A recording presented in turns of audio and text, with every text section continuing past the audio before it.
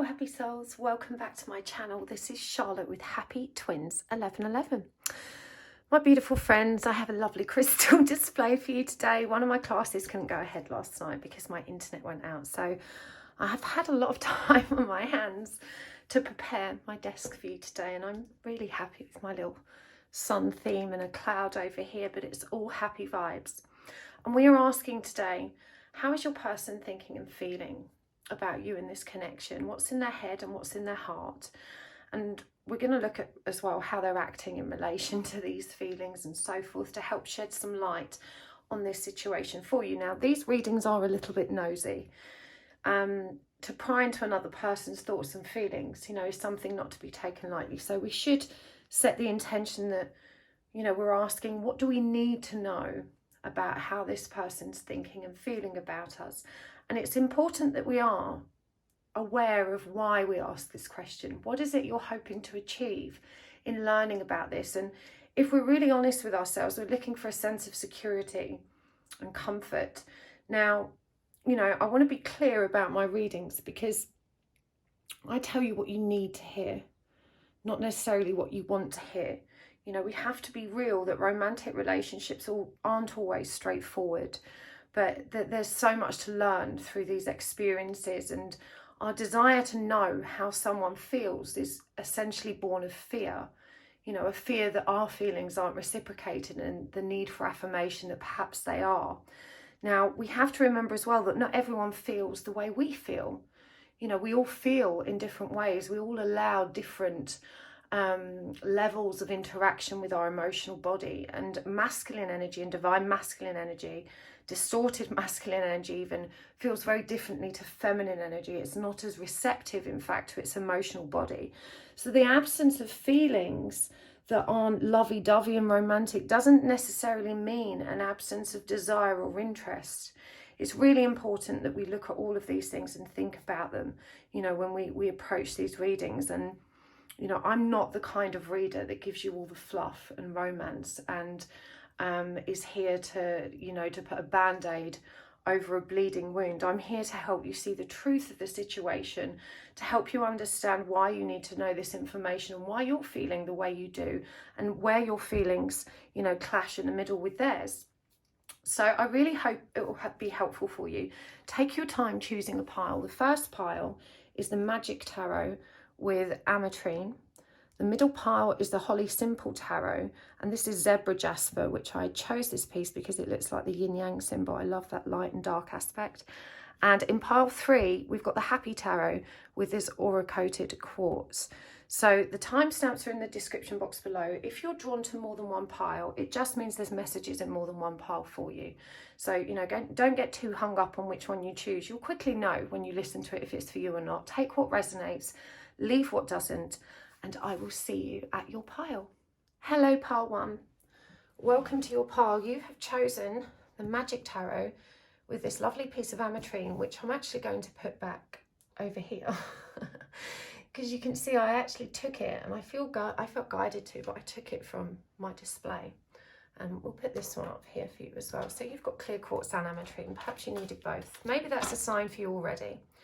So we are asking today for you, pile 1, how is your person thinking and feeling? And if you skipped my intro today, it's only 2 minutes. It might be worth going back to watch it because I talk about why we ask these questions and what we're hoping to learn. But essentially, we are asking what you need to know the most about how this person you're holding in mind is thinking and feeling about this connection or situation that you're in. And, you know, the reason you want to ask this question is because you want to be reassured. You know, it's a question that we ask because of fear and insecurity. Oh my God, how do they feel about me? Do they feel the same way? Quite often as well, you know, if we're truthful, it's because we can't ask them directly. You know, we still don't feel enough security or stability in the connection or within ourselves to have that authentic conversation. And so, you know, here we are. So there's nothing wrong with seeking this guidance. But, you know, my readings, as I described in the intro, aren't necessarily romantic. Love is not a movie. It's, oh, That shouldn't be in there. That's the cover card. Put that one over there. You know, love is messy and complicated, and we don't always behave in ways that are aligned with how we truly feel. And sometimes we don't even know how we feel. Sometimes we're confused. So I like to delve into all the in-between things, and I hope you find it helpful. We're going to use loads of oracle cards today. We're going to use some charms as well on the message cards. Messages from your person cards. Let's see what comes through. Okay. All right, I don't work with reversals with this deck, so if they come up reverse, I will turn them upright unless I'm guided otherwise. I'm going to get some significators. This is the Sacred Geometry of Relationships deck.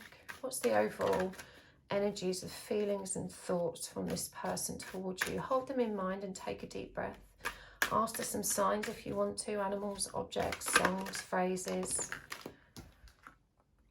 Is there two here? Yeah, transformation and transparency. And that the sun's coming out for you, pile one. Okay, great. Let's get some tarot cards. Temperance. The Ace of Cups. The Ten of Swords, the Queen of Swords, and the Ace of Wands. Clarifying, Knight of Cups, Queen of Wands, Eight of Swords, the High Priestess, one more, the Page of Wands. Okay. Nice positive buzzy energy so far, pile one. We've got the elephant, the lizard, and from the music oracle, we've got Michael Jackson and Kate Bush. We'll read those in a while. I will be getting more cards, but let's start with where we're at on the table.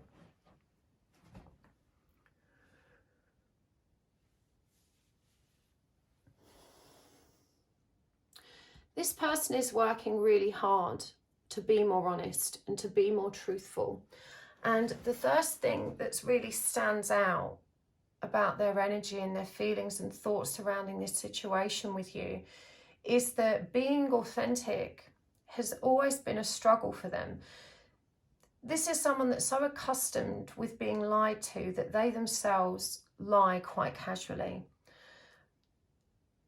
Honesty and integrity isn't one of their strong points, but they know this about themselves and they know it's not a good thing about themselves. And I feel that there's this very strong energy of awareness when it comes to them that you don't deserve that kind of treatment. And so it's like, you know, they desperately want to show up as this authentic person, to be honest, do things differently, but they're in the process of figuring out how to do that. They're integrating this new way of being. And so whilst they're going through this process, a lot of old, potentially ugly and destructive habits still rise to the surface and get them in a bit of a mess, get them in trouble. It's very hard. You know, old habits die hard, is what I'm hearing. And so this person feels a great deal of shame. They have very much put you on a pedestal even, and they feel they just, where they hadn't felt their conscience triggered before, now they're feeling it triggered. You know, your pure heart commands something more of them. And this in part is why they run as well. You know, a big part of them really thinks that you genuinely deserve better. And in that respect, their love for you is big and quite selfless, because they would be prepared to sacrifice you if they thought it was the best thing for you. But it does feel like this person, sorry, Arthur's asking me to clarify that. So that's to say that they would give you up despite their own pain if they thought it was the best thing for you. And they're kind of on the edge when it comes to that decision. this is why they run, because they get into this energy of convincing themselves that they can never be good enough and that you deserve so much better. When they flounder through this energy of transformation, you know, they start to panic. They start to think, you know, I don't belong here. I don't deserve this person. I can't get this right. But there is big love here. We've got Temperance and the Ace of Cups. You know, these are beautiful energies. You hold this person's heart and they're yours. And I'm hearing this love cup is full.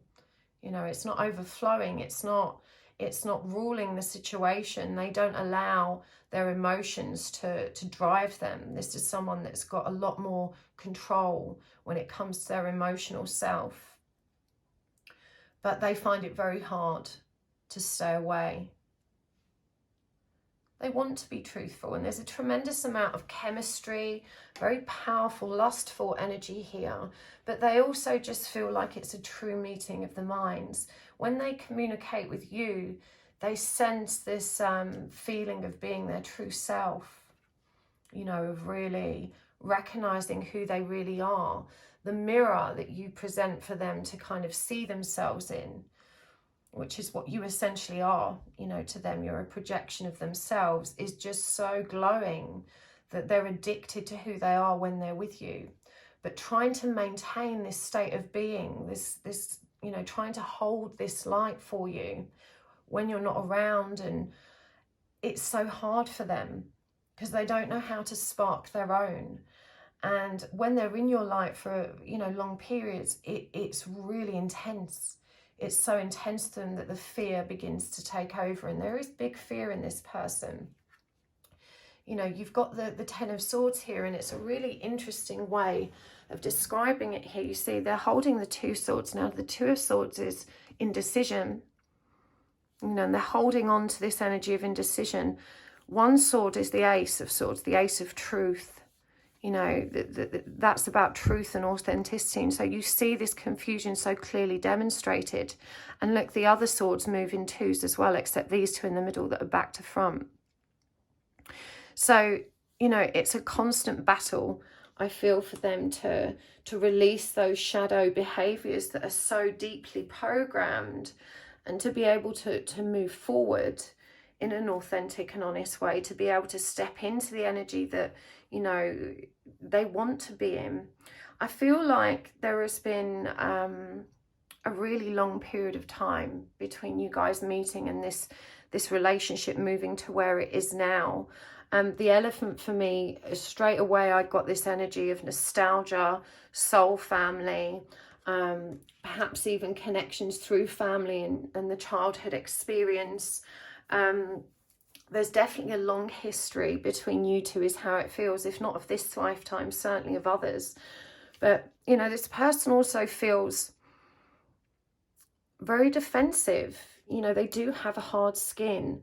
It feels like with this Knight of Cups energy here, they struggle to get beyond the fluff and romance. You know, they can definitely be affectionate and playful and romantic, but when it comes to the deep and meaningful stuff, real intimacy, really getting to know each other, really discussing how we really feel, you know, really being vulnerable, they can't get past that. This Knight of Cups energy is quite immature. It's adolescent energy.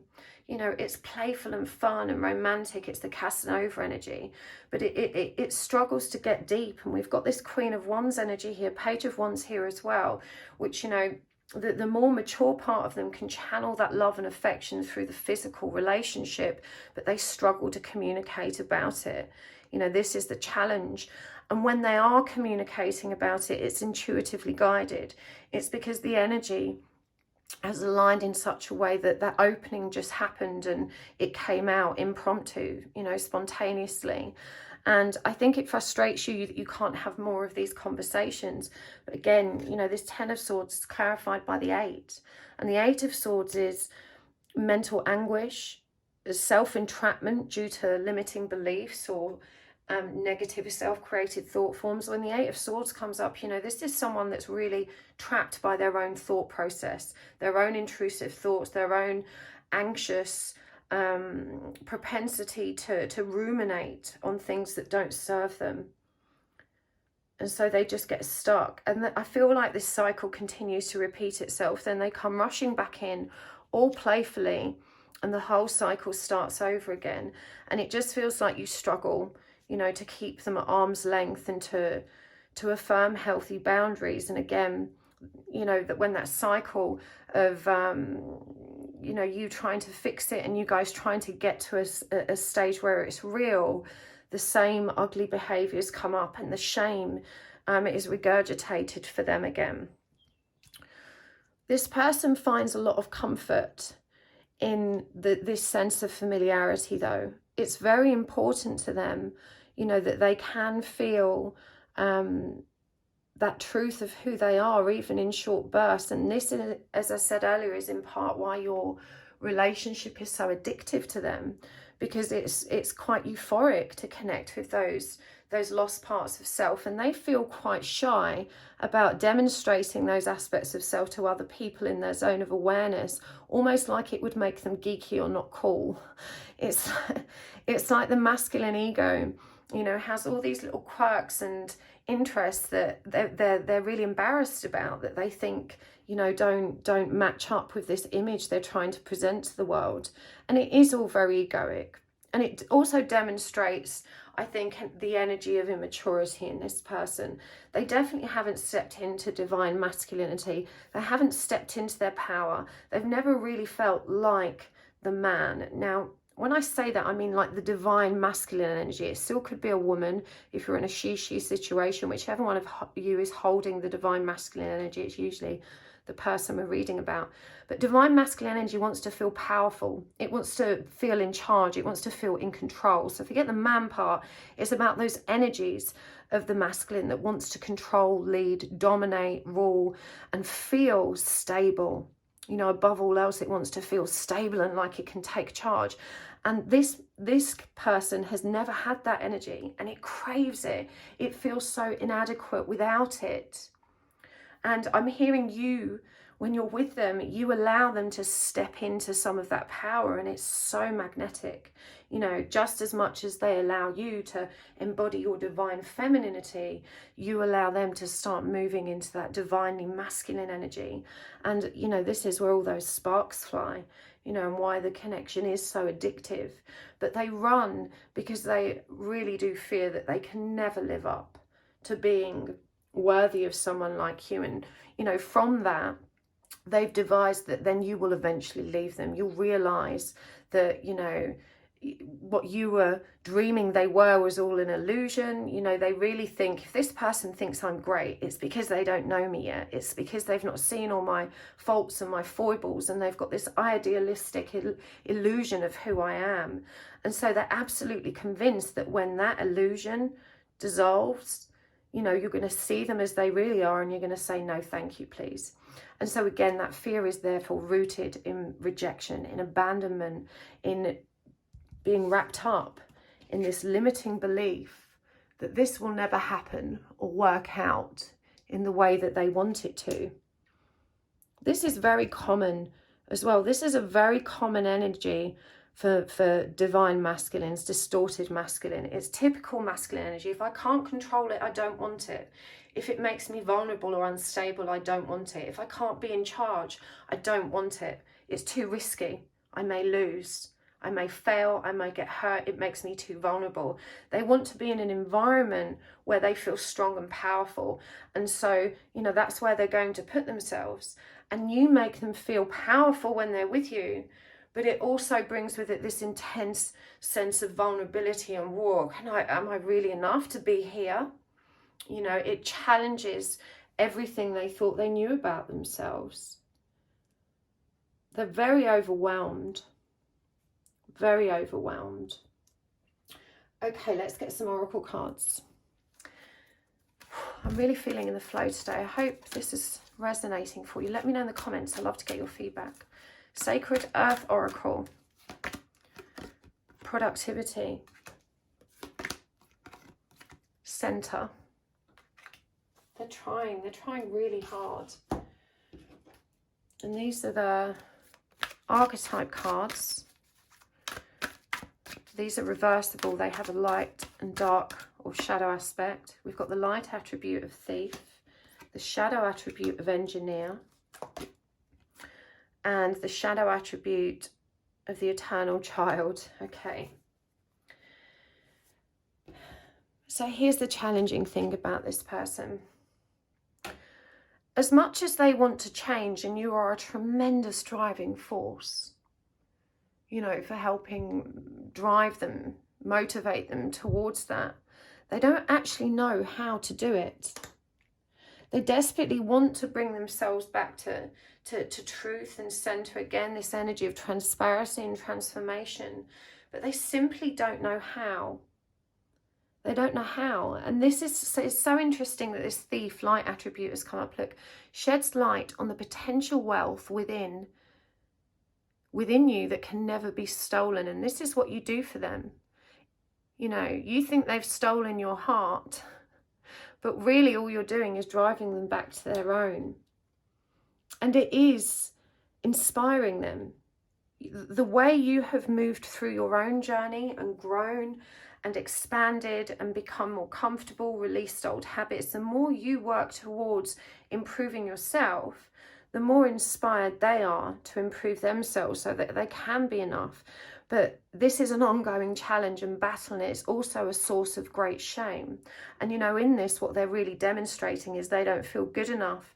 And you've got to ask yourself that in driving them, in showing them, and, you know, trying to deliberately move them towards healing, move them towards change, you're also unwittingly sending the message that they are not enough. There's something wrong with you. Try harder. It comes from a place of love, but I do think it's being miscommunicated. And so there is a message here that you need to lead by example and stop saying you should do this, you should try that. You know, rather than them feeling some pressure, you need to let that productivity flow. I'm really guided to how we've got the mother and inner child role here. You know, the mother is constantly nurturing, pushing them out of the nest, encouraging them. And that's not the energy that you're supposed to be in. You are not their parent.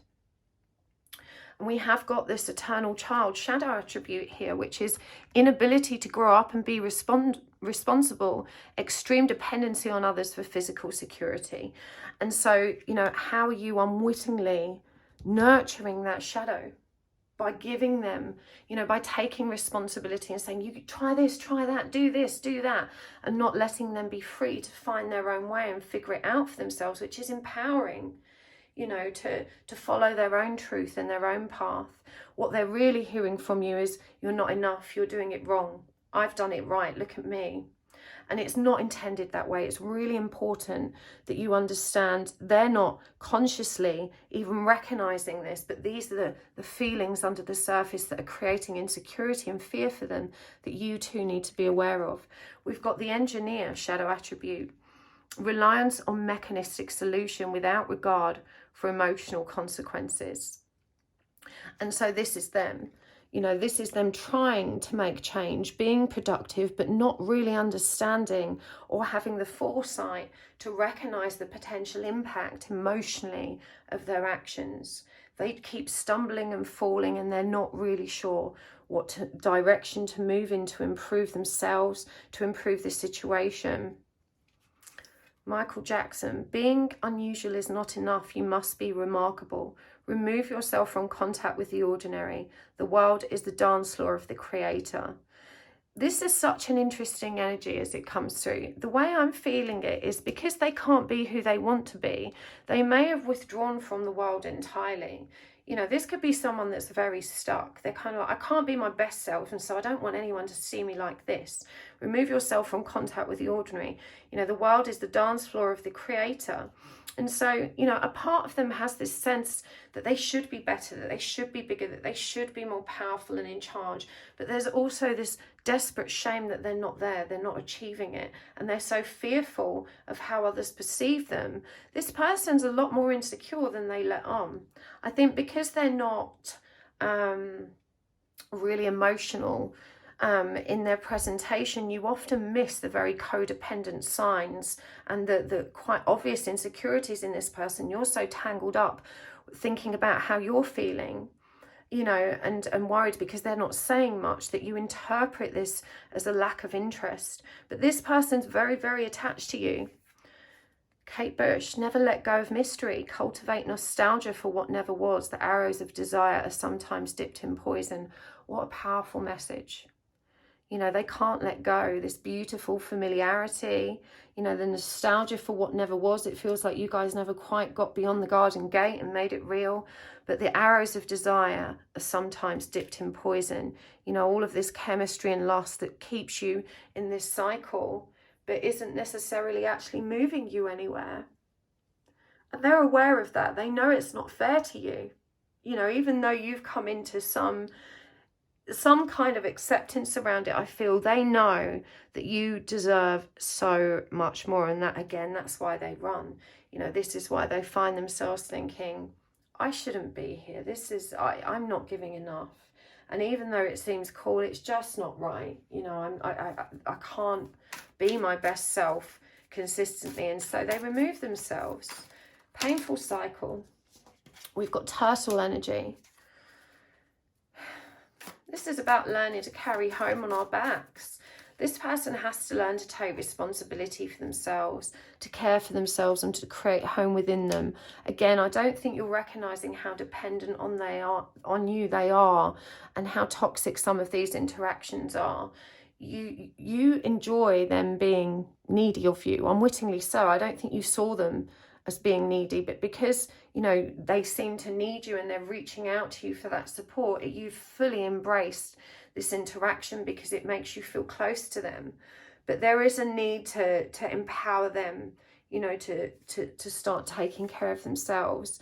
And this is as simple as, you know, when they come to you with issues, problems, feelings, thoughts, struggles, you know, rather than telling them what you think they need to do, just listen. How do you feel about that? What do you think you could do about it to improve it? What are the options you've got on the table? And, you know, it should be a last resort to say, would you like me to share my thoughts on this and my guidance? You know, ideally wait till they ask for it. And if they ask for it, you know, be clear in, well, what do you think first before I share what, you know, what are the options you're weighing up? What are the ideas you've had so far? You know what's right for you more than anyone. It's just about self-empowerment. And you know, you're way more emotionally mature than them. I feel like you get this and you're not necessarily going to be defensive or triggered about it. It's just something you didn't realize about the dynamic between you. But yeah, they need to learn to carry themselves. This is scavenging energy. It came through as raccoon. You know, give an inch and they will take a mile. They will take what they can get. It's how they're built. It's how they've survived. You know, they're way more vulnerable than you give them credit for, than they let on. I really hope this has been helpful for you, Pile 1. I'm going to take this over to the extended now. Let me get some message cards before we go. And a final advice card for you from their higher self. Feelings, thoughts. You are way out of my league. That just summarizes what we've already discussed. When you said those hurtful things, I believed you. I don't know how to just be friends. And so this is really connecting to that shame they feel in, you know, the way things always get quite heated between you. And they always tell themselves that they don't want to exploit you or take advantage of you that way, but it feels like the fire just burns too brightly for you two. When you said those hurtful things, I believed you. Lots of people say hurtful things to them, and for the most part, sometimes they can brush it off if they don't really trust or, you know, appreciate that person. But because the connection with you is so deep, they are particularly sensitive to harsh or hurtful communication. And there's definitely a message here that, you know, there's still smarting about some conversation you've had, which I'm hearing they perceived in a defensive way, which may have been exaggerated somewhat by their own wounding. It wasn't necessarily a deeply offensive thing to you to say, but they have taken it so. And so perhaps there's something here that you can open up and discuss, and, you know, in the ethos of transparency, which is something they're working towards. You know, they do want to transform, but I think it's approaching the conversation in the right way. If you have a sense of what this might be about in terms of hurtful things you could have said, perhaps bring it up. You know, I was thinking about this the other day, and I wondered how you felt about that situation, because on reflection, I feel it may have triggered you in unpleasant ways, and, you know, let's talk about it. I wanted to be accountable for what was said, and I want to reframe the situation because I know that some things were said in haste. And I think they'd be responsive to this, you know. But again, they do feel that you are super out of their league, and this is an ongoing battle and struggle for them. Right, overall guidance card and some charms before we wrap this up. We've got moderation, and from the charm bowl, we've got the moth. We have got the asthma pump. We've got everything will be all right. Another moth. The bitch spray. Definitely some harsh words spoken. And the stethoscope. So this is about listening. Listening more than we talk. Being really mindful and engaging our heart before we open our mouths. Definitely, I think we had that Queen of Swords energy as well. You know, you're definitely being asked to reflect on your own way of communicating. How have you unwittingly engaged the bitch and, you know, potentially triggered them in ways you hadn't yet understood? The Ten of Swords came out for them, and again, they are pretty anxious.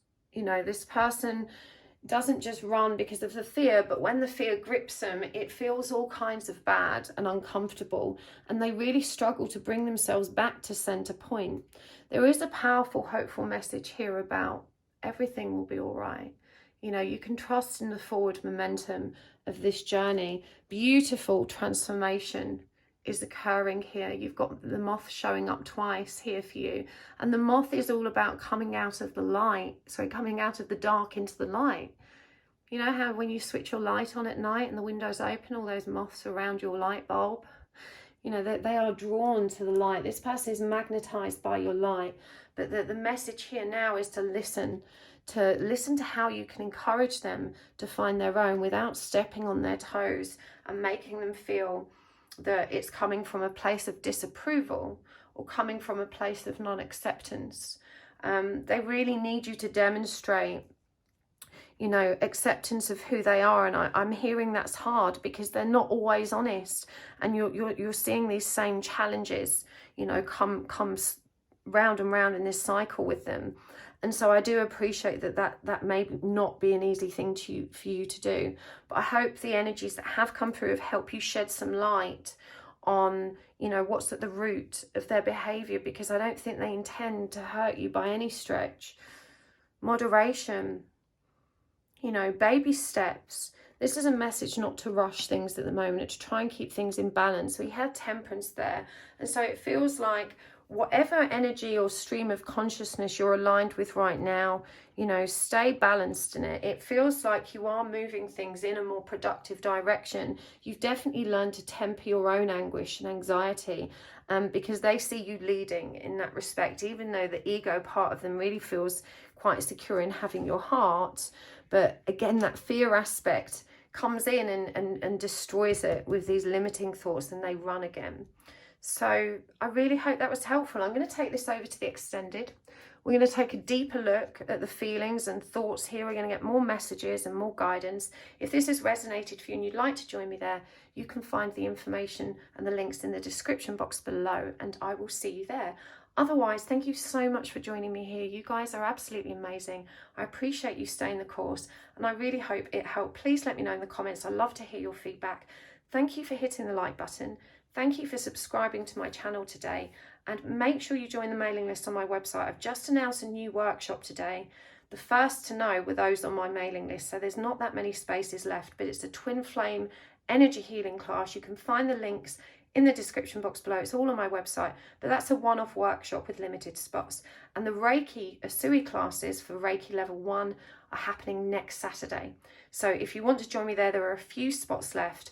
And I can't wait to share that with you. These are live classes, face to face. We get to work together. Oh, they're so much fun. I'll see you there. Take care, happy souls. Bye.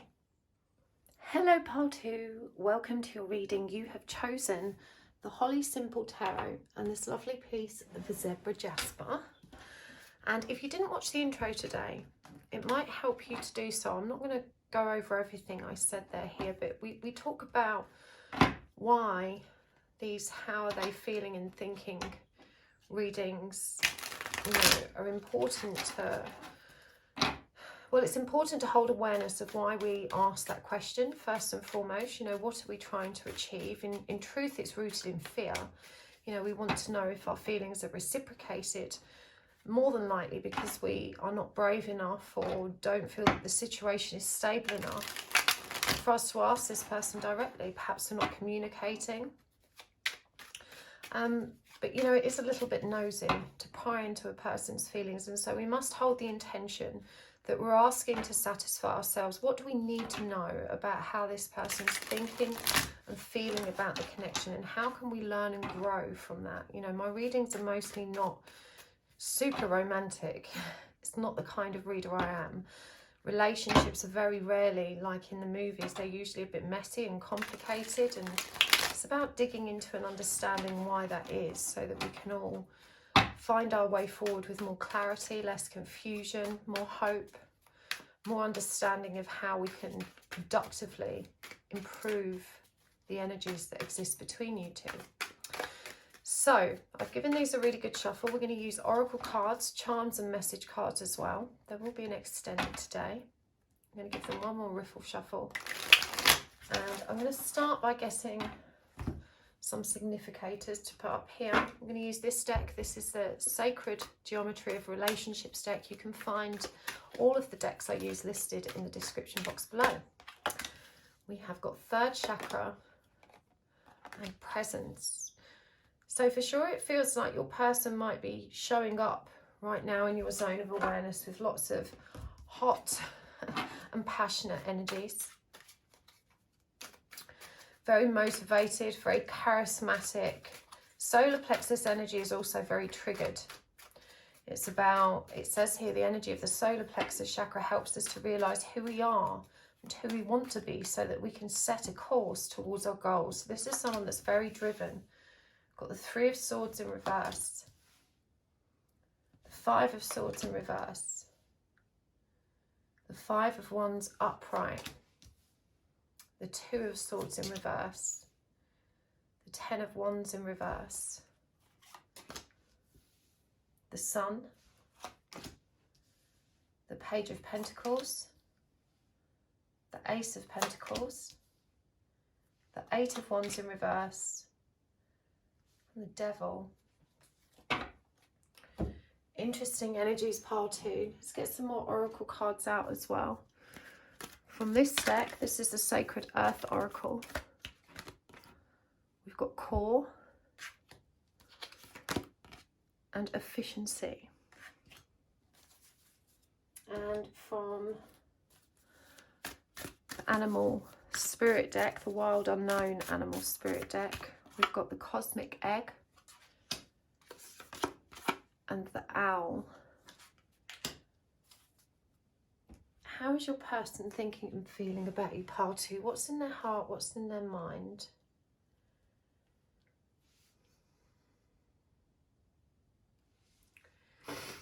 I feel like prior to these present interactions, and it definitely feels like they've recently shown up with this presence energy and this solar plexus energy, there has been some conflict in the past. Some real heartache has occurred between you. And I don't feel that there was any closure around that. It feels like a lot was left unsaid. A lot was left unforgiven. There were some very harsh words spoken. And it feels like enough of that energy has dissipated for there to be a new beginning. And so what I'm hearing is it's game on. We're starting again. A new cycle is beginning here.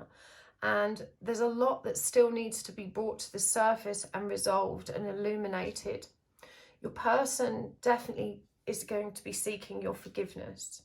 They feel a need to justify and explain themselves. There's a lot of shame coming through here.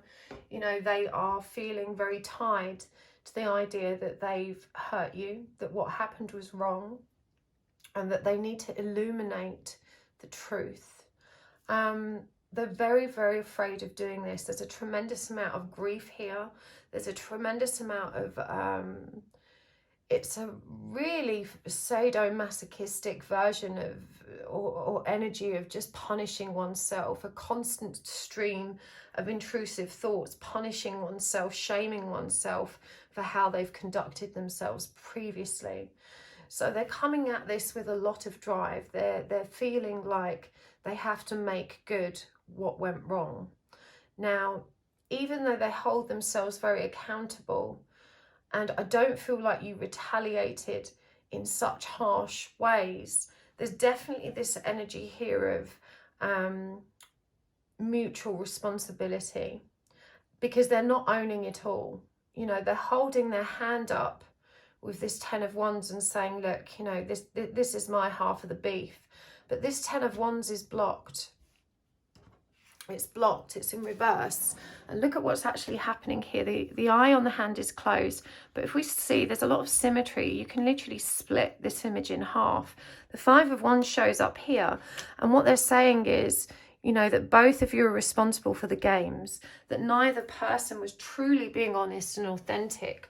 There was a lot of emotional trickery on your part that I don't think you've yet acknowledged or were aware of. Guilt tripping, you know, creating emotional drama so as to motivate them to meet your needs, you know. And it wasn't an intentionally manipulative energy. It doesn't make you a bad person, but the dynamic between you both wasn't healthy because neither one of you was able to communicate in a really authentic way.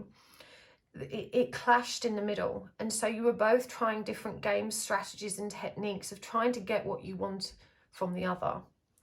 And it feels like it ended quite badly and quite brutally, and potentially with a third party here as well.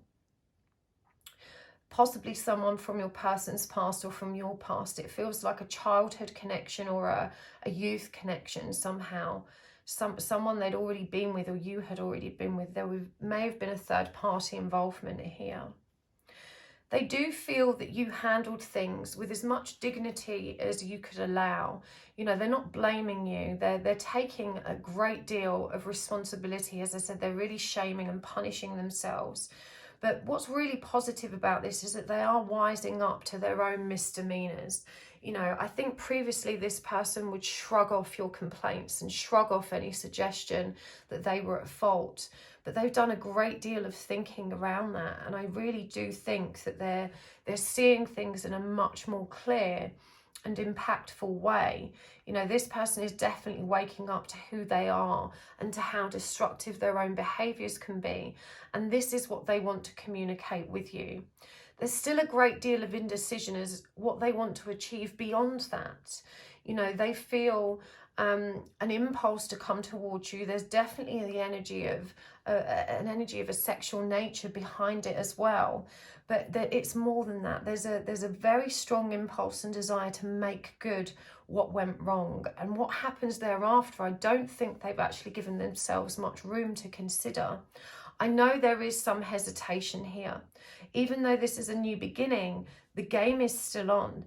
It doesn't feel like they yet have the strength and all the wisdom and knowledge required to really approach this in an emotionally mature and authentic way that they would hope to. There's a fear that it may go very quickly back into an old cycle or pattern. And I do think that there was a lot of jealousy in this connection previously, lots of insecurity, not trusting one another, perhaps deliberately testing one another through the energy of jealousy. You know, when two people can't communicate authentically, quite often what they tend to do is throw a situation out there to see how the other person will react, because their reaction gives them information about how they really feel. It can be revealing. And again, it's not like this was intentional or deliberately or strategically manipulative. It's how you've both been conditioned to operate. In real terms, you know, it demonstrates how shrewd you both are. But obviously these energies are being used in ways that aren't supportive of or conducive to this connection becoming real and becoming authentic and becoming truly intimate, in refusing to actually have these conversations with one another, and, you know, unwittingly choosing to tiptoe around it and, you know, try and figure things out here or there, asking a friend how they feel, or, you know, trying to analyze it with friends or through tarot readings. There was this tendency, you know, to avoid those very deep conversations. And it feels like when you tiptoed into them, they quickly moved you back out. You know, this person couldn't open up. What's really interesting here is that there are no emotional energies. We have no cups here. You know, this was all happening in the mind, and this kind of inspired form of action. The only grounded energies we have are the Page of Pentacles and the Ace of Pentacles. Now, the Page of Pentacles is connecting here to this Five of Swords and clarifying it. And the Page of Pentacles is the energy of someone that doesn't know what to do in order to fix this. And I feel like you both got stuck at that point, that the situation got so erratic, tangled and messy that neither one of you knew which direction to move in. And look how our eyes here are being dragged in different directions. You know, all that lumpy, bumpy ride clearly demonstrated in the energy of this card. So even though this is a new beginning, you know, this person still has very unhealthy addictions and attachments and codependent and avoidant behaviors. You know, they're not coming towards you in a balanced way, but they are coming towards you with integrity. You know, at their core, they want this to be okay. That's their primary motivating factor here, you know, to just make this okay, to seek your forgiveness, you know, to offer you theirs, and to find some happy, healthy balance and a new beginning. This person reflects very deeply on what's gone before, and they know it's important to just not leave it hanging like this. The situation was too deep and too meaningful for them to just allow it to become nothing. And so, you know, this drive to return and to communicate with you is divinely triggered for sure, but it's also very much reflective of them, you know, coming into their conscious, coming into the truth of who they are. The Cosmic Egg. This is such an interesting energy for come up. I think this really communicates that something here quite beautiful is incubating. It hasn't hatched yet, but the serpent is all about creation and powerful transformation. And I love that this, you know, rainbow egg really communicates how the energies merge and blend with one another. When you two, you know, come together again, all kinds of activations and sparks of energy are triggered, and it allows space for a new way forward. It feels like the energies are working in your favor right now as well. You know, she's holding a flame here within this kind of perfect pentacle, this energy.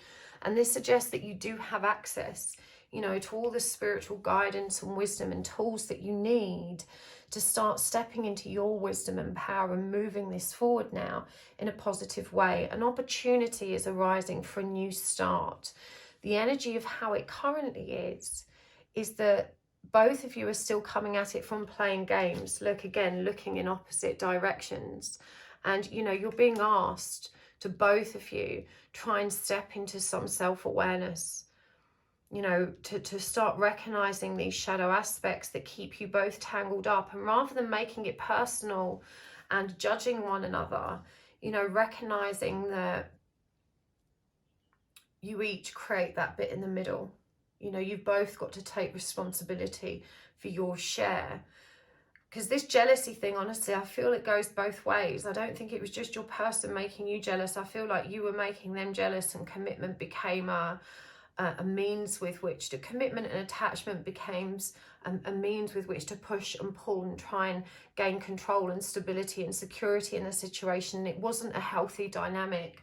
I think now on reflection, you're both aware of it, but at the time it was very much an unconscious pattern that you were both reenacting, patterns of your past, patterns of your programming, conditioning. As I said, there's no shame or judgment there. You know, we all go through these cycles of learning. Let's get some of these archetype cards as well. How's your person thinking and feeling about you and this connection? We've got the shadow attribute of the rescuer. Child eternal, the shadow attributes. That came up in pile 1, and this is a big stack of cards. And the shadow attribute of visionary. Let's get some music oracles as well. We've got Johnny Cash, Nick Cave, and Ella Fitzgerald. Okay, so the shadow attribute of the rescuer. Now, I'm going to read this to you. Assumes that the rescued will reciprocate, keeps the rescued one needy. It's so interesting. This came up in pile 1 as well. And it reminds us how quite often, you know, this came up for the divine feminine energy previously, but I feel like it's the divine masculine holding in here. But quite often we give, or we help others because we want the energy to be reciprocated. And also when we give and help others, they become reliant on us. When we can constantly become a source of giving, loving and pleasing, you know, a bond or attachment is formed. And, you know, the shadow attribute of the rescuer is that even though they're doing good and they're giving, and it's a, you know, presumably a selfless thing to do, at the root of it, you know, there's a distortion. They're not really doing it entirely just because they want to give, but because, you know, they want some attachment there. They want to cultivate reliance. And so your person has the habit of being a rescuer. You know, they have this habit of coming in like a superhero and creating, you know, this attachment because it makes them feel secure. When you are attached to them, when you need them, suddenly they have purpose and power and control. You know, it's almost like it tips the balance in their favor and allows them to be in control because now you're attached through need. And so, you know, this is a really revealing and brutally honest confession from your person's higher self in terms of feelings. Likely, if you reflect on the previous relationships they've had, you'll see this rescuer tendency. And the thing is, they are both the victim and the villain in this situation, because once someone has an attachment on you, you yourself are also bonded by obligation. You've been giving and giving, and what you've been giving is now expected and needed. And so that control that you wanted also becomes a burden because you have to deliver something to maintain it. And so that unhealthy cycle is perpetuated. And so you've got to be very careful about how this cycle is playing out in your connection. You know, this one came up in pile 1 also, the shadow attribute, inability to grow up and be responsible, extreme dependency on others for physical security. So, you know, this really shows us where that pattern began in childhood. This person probably had to protect their parents. You know, when we grow up with dysfunctional parents and we step ourselves into a parenting role, you know, supporting and protecting the mother or supporting and protecting the father, again, it empowers us. Our parents aren't giving us what we need. They aren't meeting our needs, but they're giving us an opportunity to form a safe bond by allowing us to give to them. And it's a very distorted and dysfunctional energy for someone to be with. They've been taught that love is being the rescuer, you know, in being the parent, in taking that burden and responsibility. And it's probably hardwired from childhood. The shadow attribute of the visionary, selling insights to the highest bidder, compromising your vision to make it more acceptable. So, you know, this is a clear warning to you. You know, they are really assuming that perhaps your interest in the spiritual nature of this connection is somewhat ego-driven. You know, it's compromising your vision to make it acceptable. You know, is this relationship what you think it is, or are you trying to make it something that you want it to be because that feels better to you? You know, they definitely don't trust your suggestions that this is a spiritual connection. And I'm not saying it is or it isn't. You know, definitely something is brewing here in terms of you guys opening up, sharing energy and growing together. But there's that, you know, that they feel that they can't trust what you're saying about the spiritual aspects of the connection, because they feel your neediness. You know, they've created this rescuer dynamic, and they're thinking, you know, this person, it just feels more comfortable to them to believe that there's some spiritual magnetic connection than perhaps acknowledge that, you know, there is a codependence here. It's conditional love. There's distorted energy happening here. They don't trust it. And I think, as I said, I'm not saying this either is a spiritual relationship or not. To my mind, there are lots of indications that it is, but there are many different types of spiritual relationships. And if you are attached to a specific label, you know, this is in itself is creating a sense of mistrust in the connection. If your person's not aligning with what you think it is, and they're saying, I don't resonate with that, yes, there could be denial and resistance, but I feel that this is coming through as a genuine shadow aspect. You know, could be a suggestion that you both need to be honest about what's really happening. Could you be making the wrong decisions because you believe this is something it's not? You know, could you be more empowered to make better decisions if you knew what it really was? And as I said, there are so many different types of spiritual connections, but they're not trusting that this is what you think or say it is. You know, they're questioning it. There's doubt here. And I get that they are a kind of curious skeptic when it comes to spiritual matters anyway. And they definitely feel that there's something here, but they're not sure what it is, and they're not sure that you've got it right. Johnny Cash, making the right enemies is as important as making the right friends. Heaven or hell, it's up to you. Darkness is your friend. And I think this really communicates something powerful about them. You know, this is someone that's very comfortable being associated with people they neither enjoy or care about, because they're, you know, they're looking to see how this person may or may not be useful to them in the future. And, you know, they definitely see their ability to cope with darker energies and, you know, to liaise with those darker energies as a benefit. You know, this is someone, again, that shrewd energy is coming through. I think they've definitely been, they're a lot more aware of their own emotional manipulative tactics than you are. I think yours are unconscious. They're just born of your innate codependent energies. For them, I think they play on that quite deliberately. I think they're a lot more aware. There's definitely a slight empath narcissist leaning here. And even though they may not be a full-blown narcissist, you know, we can have learned narcissistic behavioural traits. Be sure to be the last guest at the cannibal's party. You know, that's eat them before they eat you. Dog eat dog. Embrace your limitations to become a wonderful disaster. Waiting for inspiration is just waiting. So again, you know, this is someone that's very happy to trample on others to get where they want. Dog eat dog world, because that's how they see it is. If I don't put me first in some situations, ruthlessly so, then someone's probably going to slight me. So they really have learned not to trust. And that can be a really ugly trait to face in someone in a relationship.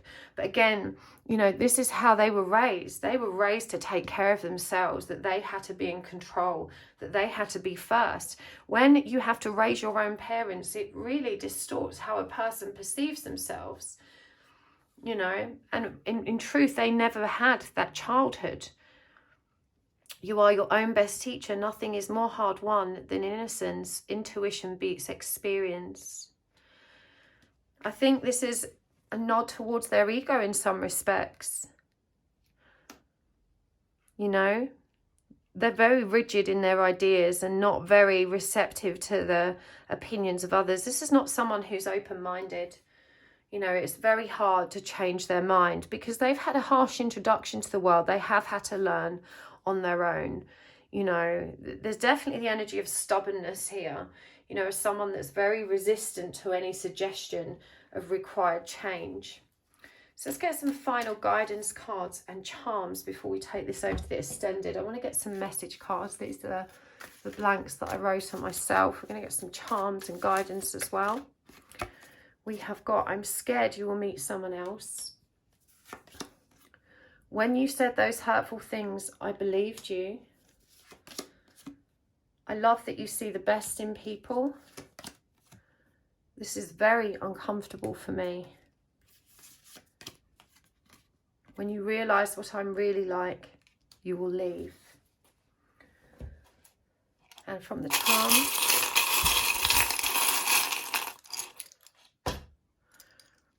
we've got the Fox Mulder, X-Files, Simpsons, FBI badge. We have the moth. We have, hello, I'm a bad idea. We have the tape measure. We have the dusk until dawn. And we have the Three of Swords. This came up for you as a card as well. And from the Sacred Geometry of Relationships deck, we've got Divine Masculine, Intuition, and Connection. So if you're wondering what the spiritual connection was, I think that confirms it's definitely something. Okay. I'm scared you will meet someone else. I feel like you know this, and both of you hold this same fear. There's a lot of mirroring going on with this.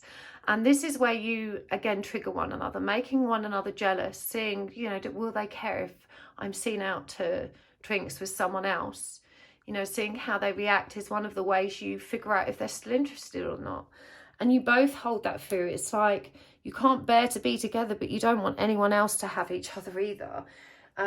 This is, you know, I can't live with you, can't live without you energy. This person's constantly spying on you, you know, to see if you are with someone else. They might pretend to be all nonchalant and uninterested. Look at that. Check me out. I don't care, but they do. They're looking really closely. They are investigating this with FBI precision. You know, they are obsessed with the idea that you're going to find someone else. When you said those hurtful things, I believed you. I don't know what those hurtful things were, but, you know, I think this came up for part one, and I think it really reminds us, you know, that quite often the things that we don't think are that harsh are received differently. We don't all feel the same way or have the same understanding of communication. And so you may not even be aware that you've hurt them. Perhaps you are, but either way, they're still smarting from that. Hello, I'm a bad idea. You know, there is some energy of honesty in that. You know, this person knows that they haven't fixed themselves, but I don't think you have either. You know, I think this coming together is a way for you guys to continue growing. Whether you're ready to have a healthy relationship, I think remains to be seen. They're certainly being very authentic about their own misdemeanors, as we said at the beginning. You know, they're definitely not skirting over it. They want to try and resolve it. I love that you see the best in people. And this person, this is what I think is so special about your connection, because I think by nature, life has hardened you both. I think you can both be a bit prickly around the edges, and you're both quite headstrong, and you're both quite, you know, forthright in your approach to life and other people and relationships.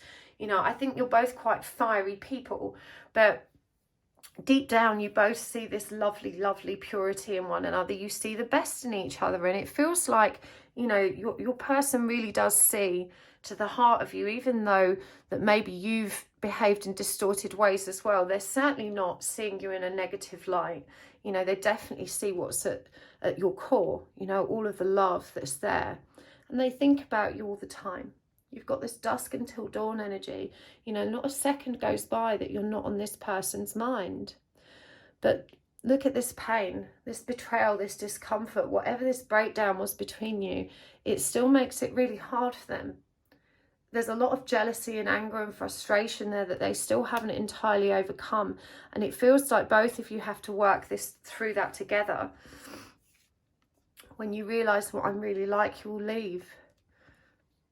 And that's the fear that keeps most Divine Masculine so stuck. You know, that something that feels so good and so right couldn't possibly be for them. Divine Masculine, what a powerful message for you. The frequency of the Divine Masculine supports our active, focused and strong side, facilitating our capacity to transform our dreams into form. You know, for guidance, this is a powerful card to come out for you, part 2. You've got intuition here, conceiving the subtle language of the realms beyond the 3D reality and connection. The frequency of connection supports our ability to find alignment and resonance with others, things and ideas. So going back to, you know, what this connection is or it isn't, what is happening here is that this connection is intended for you both to grow. You know, within each other, you're finding balance. This connection is efficiently helping you to grow. You need to trust your intuition and stop looking for answers outside of self, to recognize that you also have access to this wisdom. Remember, we said something was incubating in the egg, but it's not hatched yet. You know, for me, this is you stepping into your power, your psychic ability coming online in a powerful way, and you and your person being able to grow together. And that's beautiful. You know, that is spiritual. So I'm going to take this over to the extended. We're going to get more messages. We're going to go deeper on the feelings and deeper on the guidance. If this has resonated for you, you can find the link for the extended down below. Otherwise, I will see you next time. Thank you so much for tuning in. Appreciate you guys so much. Thank you for the likes, for subscribing, for your beautiful comments and feedback. It really is so uplifting to read them all. Thank you so much for taking the time. And a big shout out and thanks to the generous souls who exchange energy by watching commercials or donating or sending decks. You guys are absolutely adorable. Thank you. Don't forget to check out my website. I have just launched a new one-off workshop for twin flame energy healing. You can find all the information in the description box below. There are limited number spaces available and my mailing list to get in there first. So if you want a spot, grab it soon. They usually sell out very quickly. Hopefully I'll see you there. Remember, we've got Reiki next week as well. If you haven't learned Reiki 1 yet, you can come and learn live and receive your attunements from me next Saturday. Still a few places for that too. Lots of love. I'll see you there. Bye. Hello, Pile 3. Welcome to your reading. You have chosen the Happy Tarot and this beautiful piece of aura-coated rose quartz. Now, I have to warn you, as I speak, Derek has just strolled around my workroom, trampled over all of my crystals that are over there, like on the other table where I keep them all, and wrecked them. And I'm pretty certain he's probably going to come here and do the same. So I apologise for Derek's potential intrusions in advance. Oh look, here he is. He's looking now. Here he comes. Where are you going to put yourself, Derek? This is a most inconvenient visit.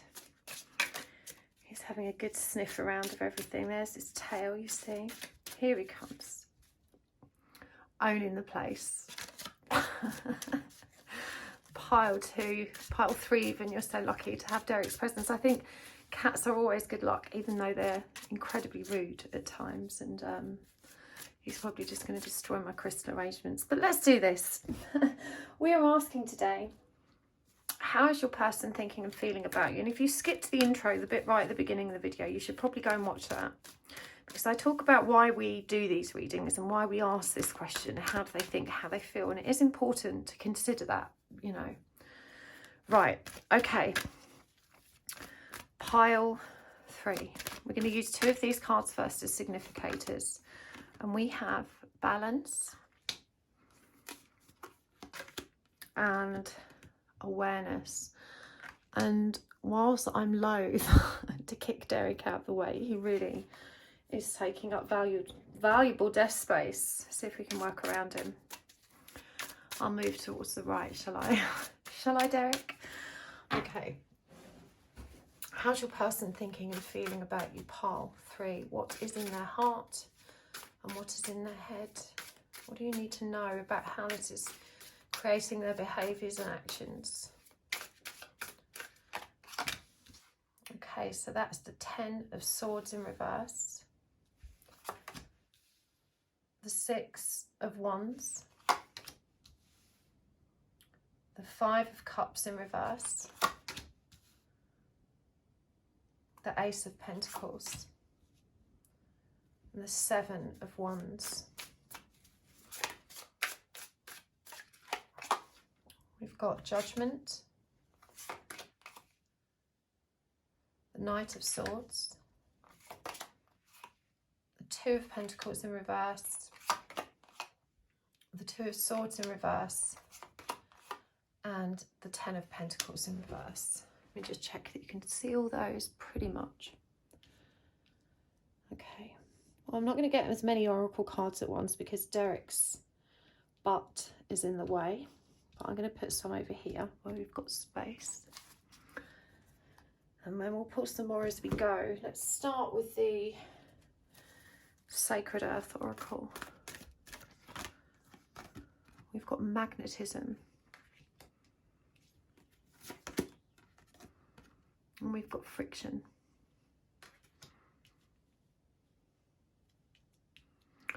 Okay.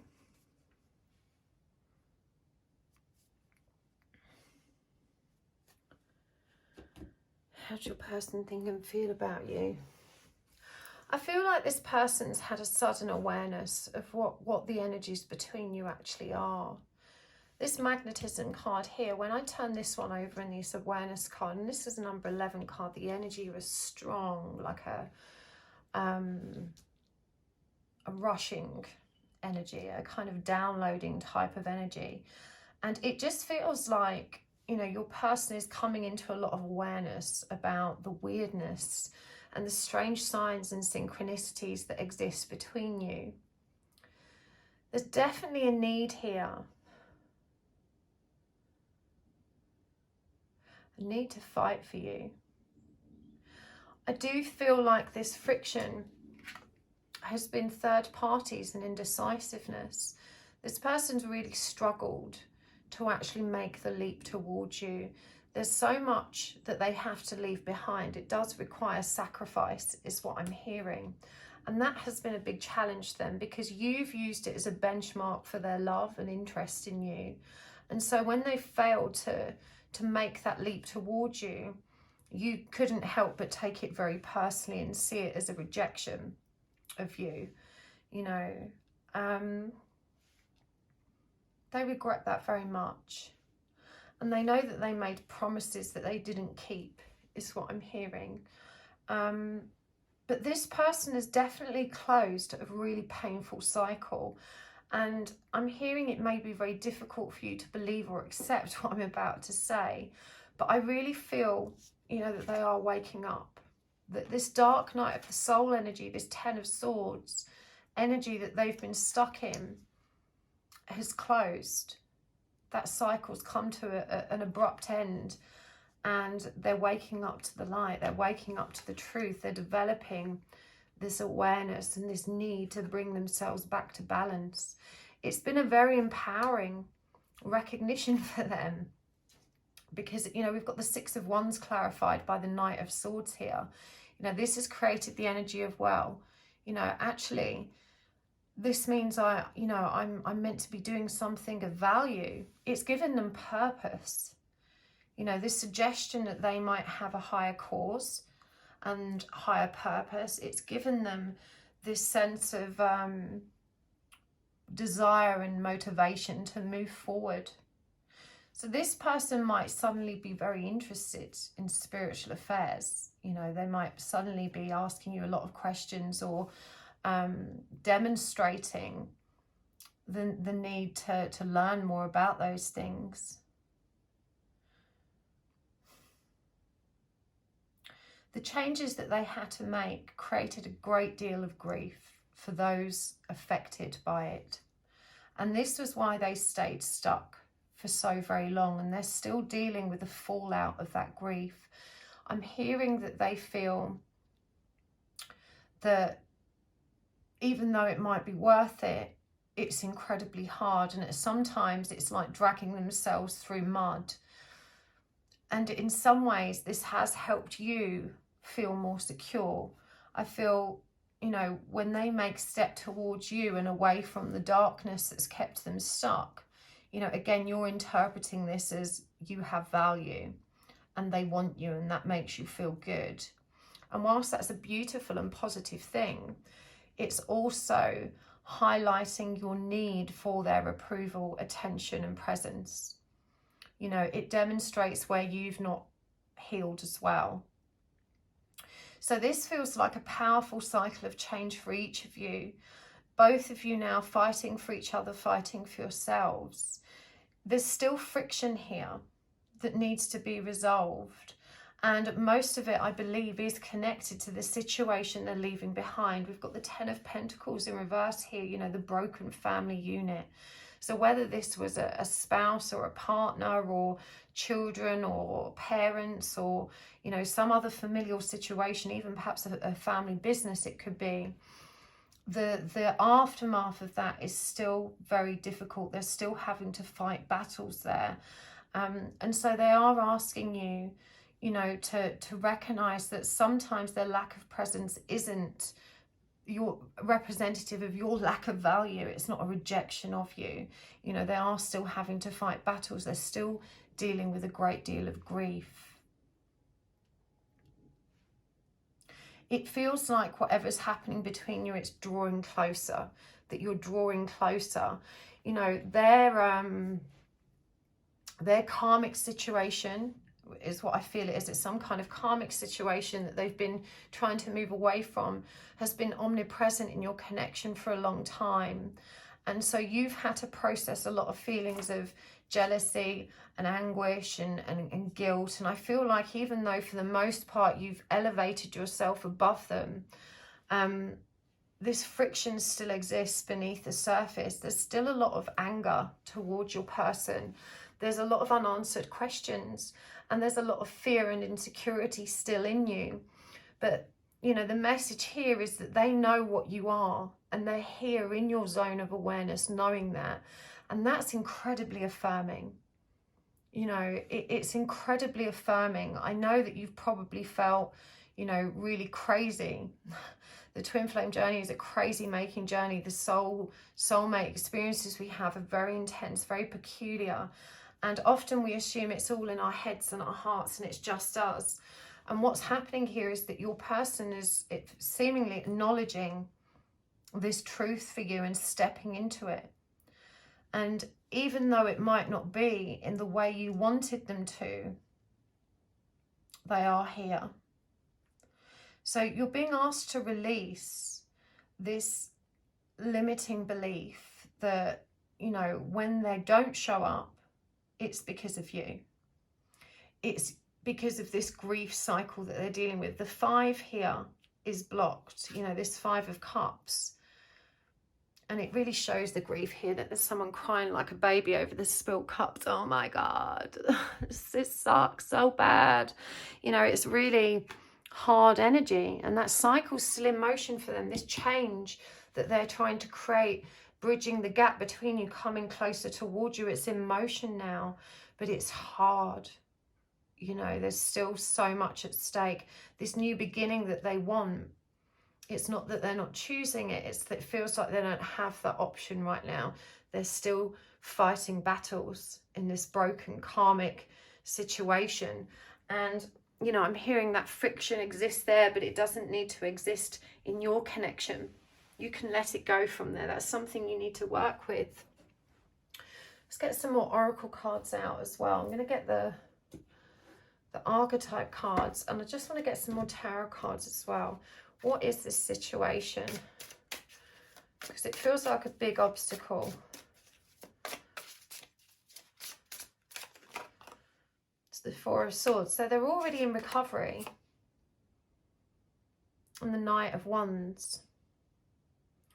They're already in recovery. You know, this is where they're creating balance, stability, space and room so that they can come closer towards you. But with the Knight of Wands being blocked here yet, sorry, it's still being blocked here. You know, they're not ready to take the action yet. It's in motion, it's on its way, but it's not gathered full momentum, is what I'm hearing. So we've got the shadow attribute of the athlete, the shadow attribute of the damsel, and the shadow attribute of the student. And from the Wild Unknown Spirit Animal Oracle. If you're interested in what decks I'm using, by the way, I always list them below. We've got the Golden Egg, the Vulture, and the Phoenix.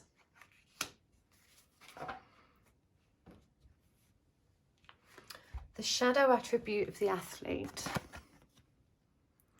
Misuse of athletic ability for selfish ends, false sense of invulnerability and entitlement. What an interesting energy. This is someone that uses their heroic stature, skill and strength and physical achievements, you know, to feed their ego.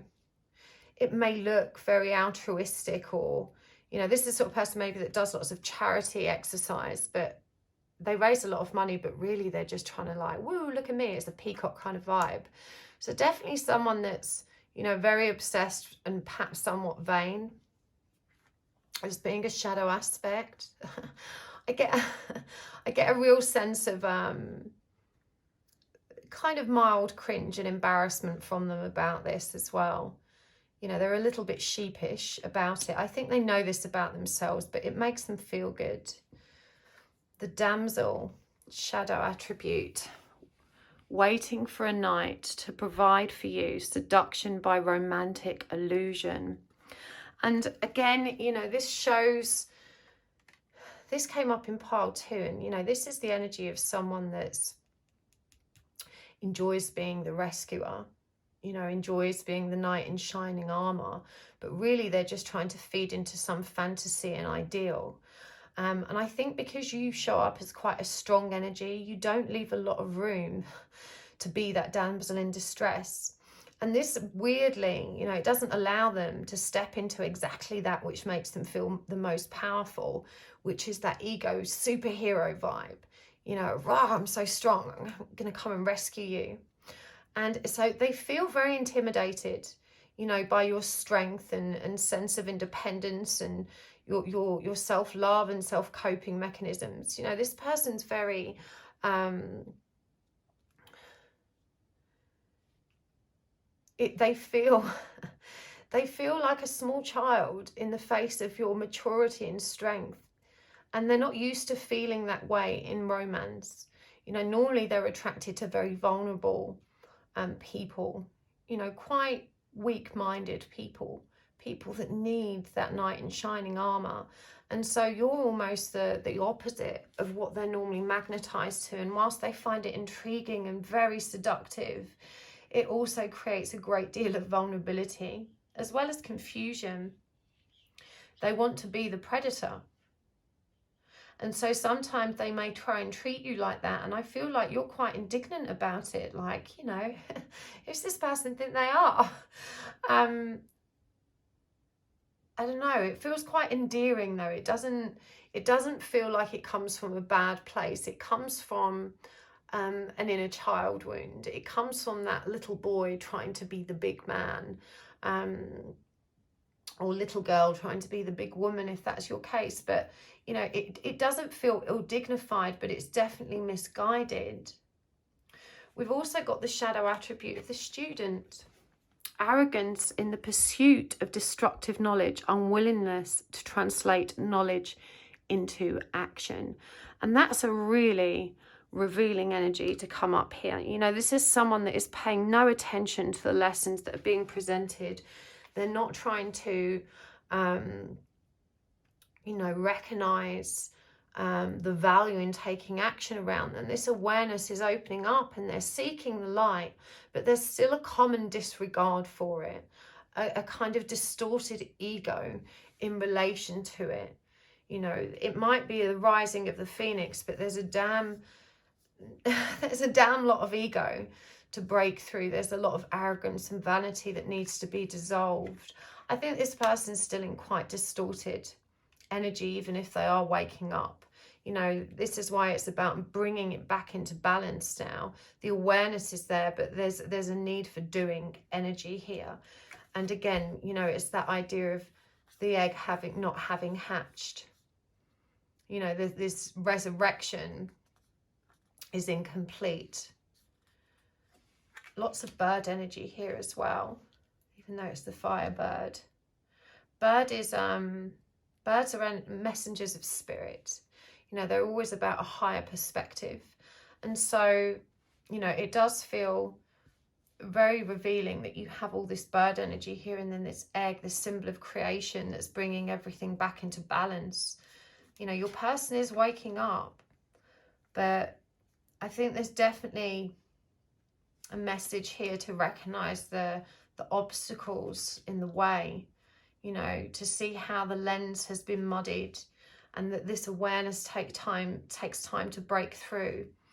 And my guides are saying that you understand that process because you've been through it. You're definitely leaps ahead of this person in terms of where you are at on the evolutionary scale.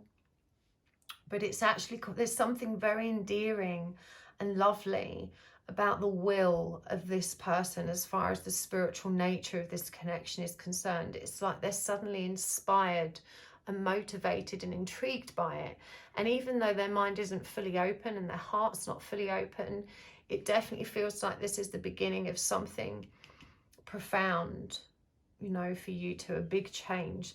They're in recovery, they're moving away from this old situation, but it feels like they're in the eye of the storm where that's concerned. So let's get some message cards from them as well.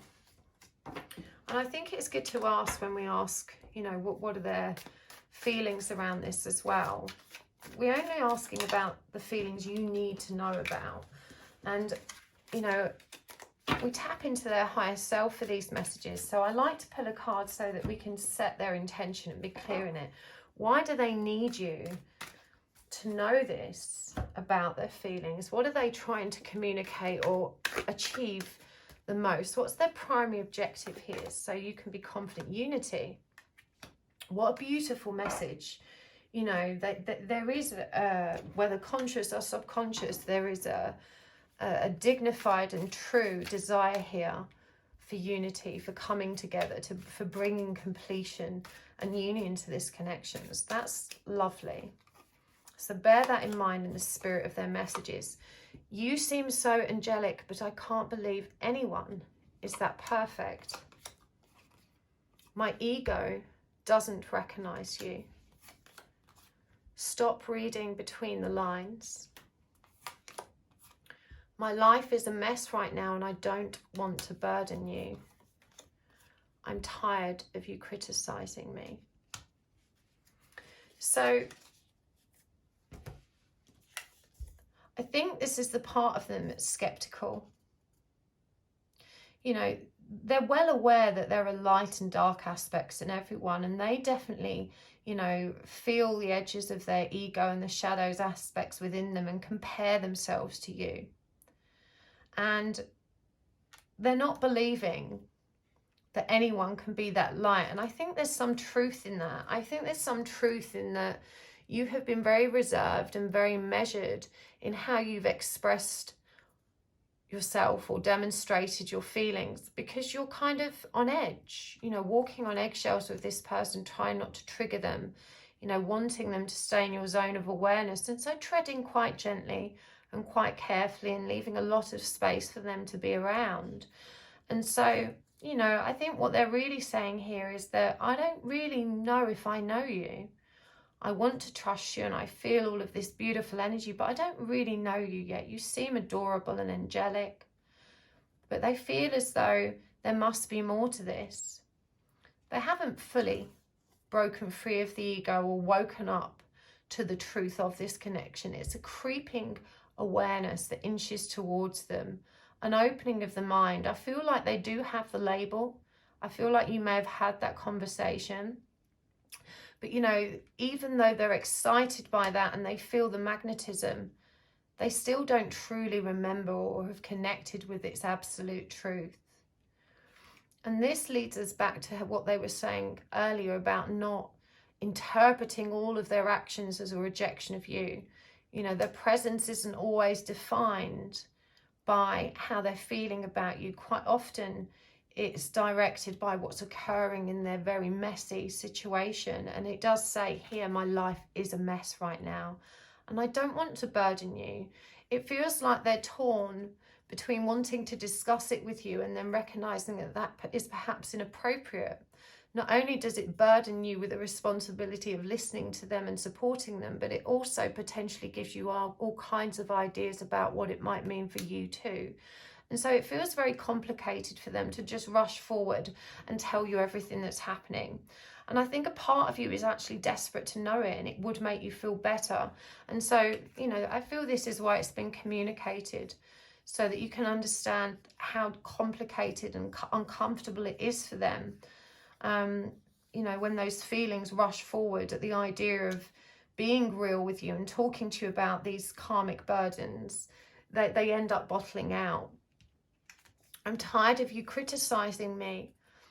I don't know that this is really as harsh as it sounds. I feel like they're being a bit of a big baby in terms of criticism. It doesn't feel like to me, that you've delivered anything really painful here. You know, this feels like when you have challenged them and you may have suggested, you know, why have you done that? Why have you done this? Or suggested that it was unfair, or selfish is a term that's coming forward, or confusing as well. You know, they've felt that kind of pressure on their delicate ego, and that they've responded in a very triggered way to it, is how I feel. This has come through in all the piles today for the masculines, that, you know, they're a little bit sensitive. When the ego is in full force, it's fragile. The ego is fragile. It's hyper defensive. It fights at all costs to stay strong and in control. And so it is easily triggered. And I think we're seeing this a lot as this divine masculine, you know, comes out of their shell, comes into awareness. We're seeing this as a movement in the collective. But as this occurs, you know, they're all hatchlings. They're not feeling powerful. They're not feeling strong or confident. You know, the ego is still in force. It's still in operation, and it's still triggering. Okay, let's get some guidance cards and charms for you. I'm going to use some more of these sacred geometry cards. We've got intuition, that also came out for one of the other piles. Reflection. And one more, divine masculine. That came out for one of the other piles as well. I'm telling you, big changes in the divine masculine collective. And we're going to get some musical oracle cards, because we've not had those here yet. We've got John Coltrane, Grace Jones, and James Brown. And from the Charms Bowl,